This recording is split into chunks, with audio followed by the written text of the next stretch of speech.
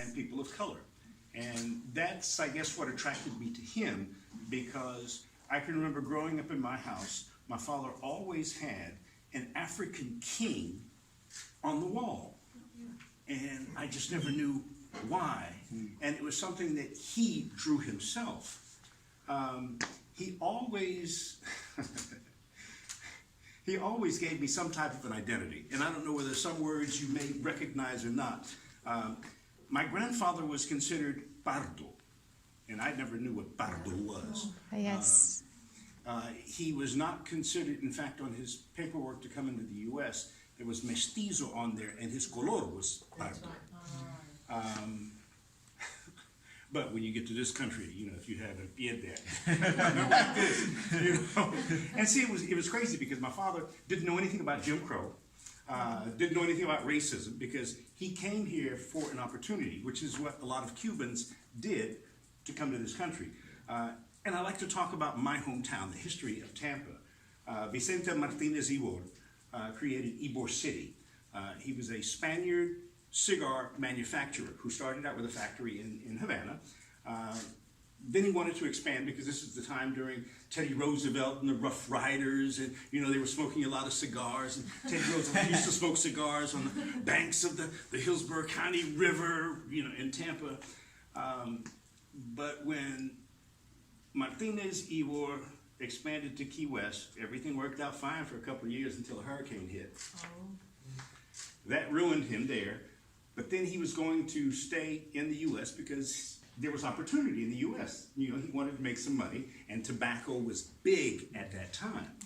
So he moved up the coast to a place called Tampa. And if you ever get a chance to go to Tampa, look at the architecture in Ybor City, or Ciudad Ybor.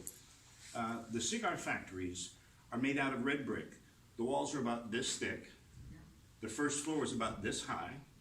Storm surge. Oh, shoot. And on the roof of all of the factories, there was a crow's nest. The crow's nest was created just for Tampa factories, because there was one guy who didn't have to roll cigars. He had to be up in the crow's nest looking out over Tampa Bay. So if there were dark clouds rolling in, he would recognize them. He would yell downstairs. Everybody would go get their family. They'd come to the cigar factory. The teachers would teach in one corner. The women would cook in another corner. And then the men would continue rolling cigars. The shutters on the building were metal, not wood. And since the buildings were so high and the walls were so thick, the wind of a hurricane was not going to do anything. And then when the storm passed, everybody cleaned up and life went back to normal. That's why I think Tampa survived a lot of hurricanes. The community I grew up in, if you spoke Spanish, it was better for you. In fact, I call myself Americanizado ahora because I spoke Spanish before I spoke English, because my grandparents were in the house. My father was able to bring them from Cuba. And with them in the house, you know, I'm not going to say, oh, hey, Grandpa. No, yo soy abuelo.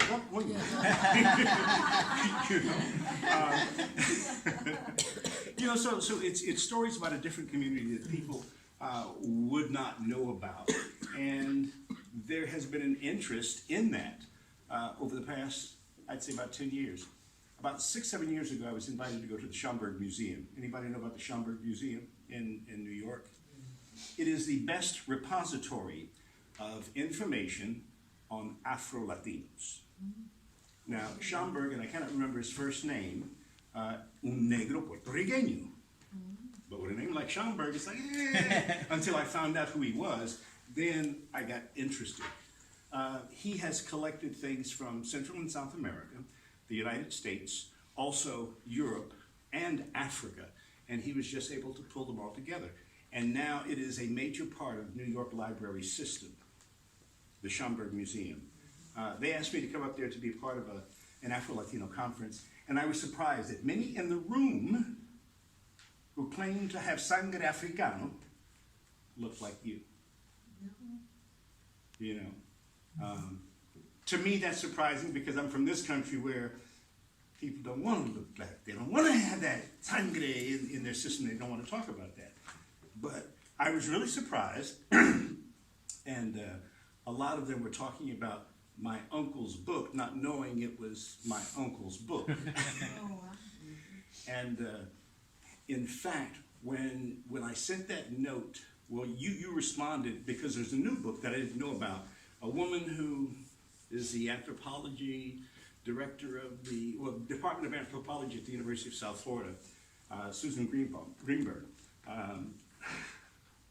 A lot of the research, she wrote me back and said, you know, my mother was the one who gave her a lot of the research because it was my mother's passion to keep the history of Afro-Latinos alive. Back in the 50s, she had what was called a Pan American Club. There was a club cubano, era de los blancos, pero el otro club es la sociedad Martí Maceo. Now, people know about José Martí as the liberator of Cuba, but Antonio Maceo was really the general who invented guerrilla warfare. Wow. You can see pictures of him in the presidential palace in Mexico City. He was hired by governments in Central America to fight the Spaniards. But you don't hear about it. And many years ago, I read in a book when I was doing some history on African Americans and also the tie to the Caribbean. He, in addition to creating guerrilla warfare, because that's what he did in the backwoods of Cuba to defeat the Spaniards. You know, you hit them from the front, then they go that way. Then you hit them from the back, then half of them go that way. Then you hit them from the side, and some go over here. You hit them from the side, some go over here. And then you have them separated, and then you just surround them, and you've defeated them. I mean, simple thing, but that's what he did. So, I mean, these are some of the stories that I wanted to share, and I think they're a little bit interesting. The book that Susan wrote is called More Than Black, Afro-Latinos in Tampa. I didn't know she wrote the book, but because I mentioned my uncle's book, her response was, oh yeah, Belio's book was good. You should read mine. So I responded, okay. And I went and bought the book. It's got to be sent to me. And you said you were going to get one, so I'm going to see, you got the connection with the colleges. It's a lot better than me. You know, but some of the bad things about growing up Latino of color in Tampa. This is going to sound kind of funny, but it was true. I was called the Spick by the Spooks, who were considered African Americans. And then I was called a Spook by the Spicks. Dang. You know. But then I joked about it. Okay, I'm Spook and Spick at the same time. You know? But there was a lot of racism among those who, some of those who came from Cuba. And it was the coloration thing. Mm-hmm. Years ago, the saying was, the lighter the skin, the more trustworthy the Negro. Mm-hmm. And that, I think, carries over into a lot of other cultures as well. If you were mulatto, you were able to get something done. If you, in fact, I have a couple of sisters who, they could have passed. And I have cousins who did pass, who used to bathe in bleach every night. Wow. Yes. Wow. Because they wanted to become blanco. Because, I mean, we're talking about a time in the 50s and the 60s. Yeah. One thing that I'm hoping I can get out of Susan's book is a confirmation that my mother integrated schools in the state of Florida. Wow. At Vicente Martinez Elementary. Holy cow. You know, so I mean, these are things that one day I'm going to put in a book, in addition to talking about her uncle, who's my granduncle. You're going to love this name. Facundo Acción. Oh. He was a lector. Does anyone know what a lector? Oh, yes, of course. The Cuban roller? De tabaquería? No. Not. He wasn't a roller. He was a reader. A reader. Okay. Lector de tabaquería? Yes. Yeah, but inside, yeah, in La Fábrica. Oh. And he lost his job. Well, first off, he was the first persona de color que tenía ese trabajo. Wow. So the story I'm trying to put together is that in Tampa? Eh? In Tampa? Sí. I didn't know they have lectores in Tampa too. Well, they ended lectores in the 30s because they said they were trying to organize unions. Usually, Because they had the attention of everybody. They do. There's a Ben Affleck movie that takes place partly in Cuba, and you can see one of the stands in the movie of a lector, because you have the people rolling, but Right. he had a stand that was sort of like a stage, yes. but it just had a table, and that's where you get the deep Hispanic voice that carries to the back of the room, because that's what he had to do. Yes. And in 1999, I was asked to come to Tampa to MC a program, which was the bringing together of el círculo cubano, los blancos, y la Unión Maceo. Wow. The blacks, because they had to separate in 1899 because of Jim Crow. So they had two separate clubs, but they basically did the exact same thing. People talk about socialized medicine, bad thing. I would not be alive if it weren't for socialized medicine. A lot of Cubans would not be alive if it weren't for socialized medicine. Guy used to come to the house every week. My father would give him like $4.25, but they covered everybody in the family. If I needed surgery at 2 o'clock in the morning, they took me to A. Gonzalez Clinic, which is across from one of the big cigar factories that's now a tourist attraction. And all I had to do was just say, I'm Griñán's son, you know, and that was it. My grandmother belonged to another clinic that was right across the street. Everybody paid weekly. But if you needed any medical care, you got it.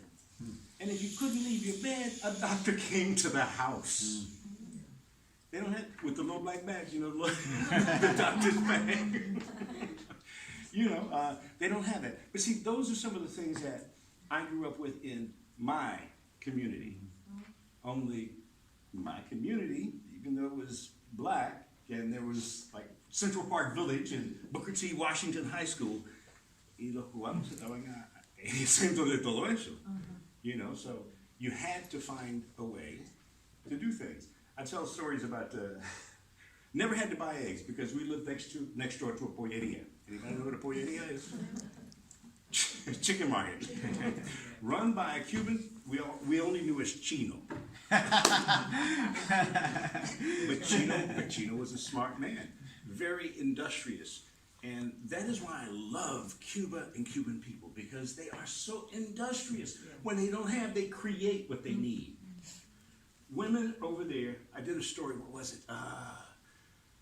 1980, was it? Yeah, it might have been 1980, when I worked down in Miami. Went to Cuba, and we were just walking through a neighborhood. We heard some Michael Jackson music. Okay. How long is that so? You know, when we found the person, it was like a beauty shop in somebody's garage. But as a hairdryer, they had an old hot plate, you know, the coils from a hot plate, with a fan on top. And what was used as the helmet, or whatever you want to call it, was a 5-gallon metal can. Wow, that's brilliant. So they had suspended the coils on the top of the bottom of the can, which was cut out, put a fan there, and then they just put it right over your head. Brilliant. And it worked as a hairdryer. You know, little things like that. Doing something that, you know, they didn't have a hairdryer, but they created one. Wow. Cubans do stuff like that. When they don't have brakes on cars, people got together and said, look here, we're going to steal this cow over there. You know, so we have to wait till 2 o'clock in the morning to go steal a cow. They go get the cow, kill it. You take one part, you take one part, you take one part. I'll keep the skin. Because they dry it out.